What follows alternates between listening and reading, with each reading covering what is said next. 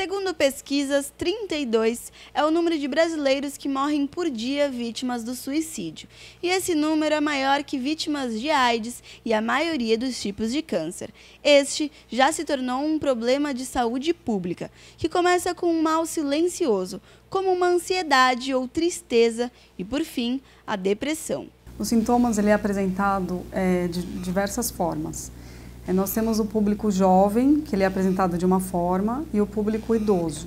Nos jovens, ele é mais voltado para, ele é mais afetivo. O jovem, ele demonstra através das emoções. Então, ele apresenta a tristeza, o choro, muitas vezes o sentimento de irritabilidade, o nervosismo, ele se sente menos capaz, ele se afasta do meio social, dos amigos. Então, esses são os sintomas mais nos jovens.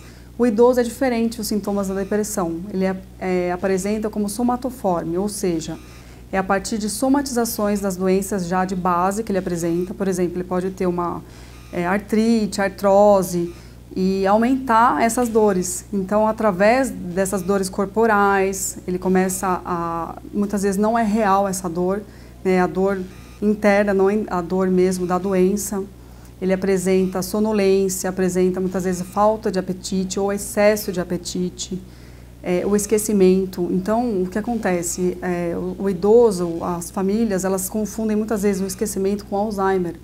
Muitas vezes não é o Alzheimer que ele está apresentando, ele apresenta a depressão. Qual que é a relação da depressão com a ansiedade? A depressão, muitas vezes, a ansiedade, a partir da ansiedade, né, o indivíduo ansioso, ele desenvolve a depressão. Então, quando ele tem muita ansiedade exacerbada, às vezes por uma situação que ele não consegue resolver e que não está, às vezes, na alçada dele, ele deprime. Cerca de 300 milhões de pessoas sofrem com a depressão no mundo, mas é no Brasil que existe a maior taxa de transtornos de ansiedade. São 9,3% entre todas as idades.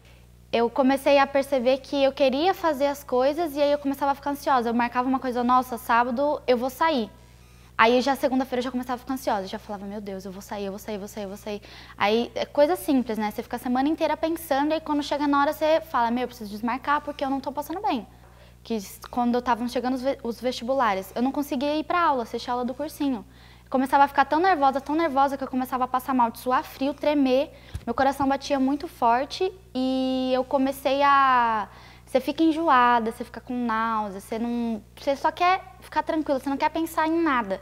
Mas você começa a fazer algo para você não ficar nervoso, aí você começa a ficar mais nervoso porque você precisa fazer aquilo. Então você fica naquilo, meu Deus, eu preciso fazer, mas eu não consigo. E aí... é uma bagunça total. A Organização Mundial de Saúde alerta que a depressão e a ansiedade são as principais causas de incapacidade laboral do planeta e, nos piores casos, podem causar a morte. O paciente ele passa por 3 momentos: a depressão leve, a moderada e a acentuada.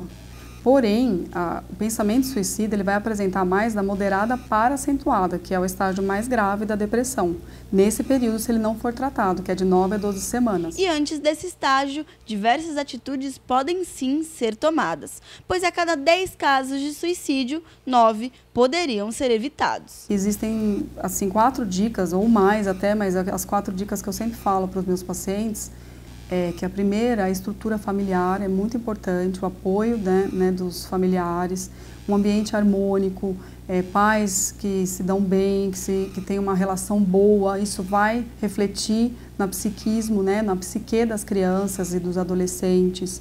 Então, a estrutura familiar é também uma forma de prevenção. Se não há, tem que buscar ajuda profissional para que ocorra essa estrutura familiar. A segunda dica seria a prática de exercícios físicos. Foi feito um estudo recentemente que pessoas que praticam exercício físico dificilmente apresentam depressão. A chance é bem menor, mesmo aqueles que têm a propensão genética, né? A terceira dica seria a alimentação, cultivar alimentos e hábitos saudáveis. Então, quem ingere muito açúcar, como bala, chocolate, refrigerante, alimentos ricos em glicose, causa uma desordem no cérebro com a glicose, fazendo com que essa pessoa ela tenha mais o mau humor e, consequentemente, a depressão. E uma outra dica, para finalizar, é cultivar amizades. Então, não tem aquela frase, quem tem amigos tem tudo? Então, se você cultivar amizades, no momento do estado depressivo breve ou até mesmo da doença, você vai ter gente para te apoiar, para te ouvir, para te acolher.